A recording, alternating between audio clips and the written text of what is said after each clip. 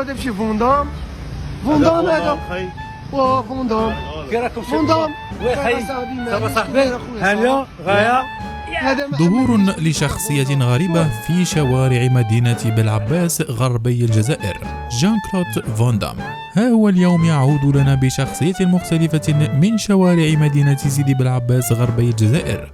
اهتزت مواقع التواصل الاجتماعي بعد تداول مقطع فيديو لشخص يشبه الأسطورة جان كلود فان دام. الفيديو تم تداوله من مدينة بلعباس غربي الجزائر، والذي ظهر فيه شاب جزائري يقوم بحركات استعراضية تماما كالتي يقوم بها فان دام. فوندام الله يبارك الله يبارك الله يبارك فوندام. الشاب يشبه فان دام كثيرا لدرجة أنه تم استدعاؤه من طرف الصحافة الجزائرية لعرضه وهو يقوم بهذه الحركات الرائعة.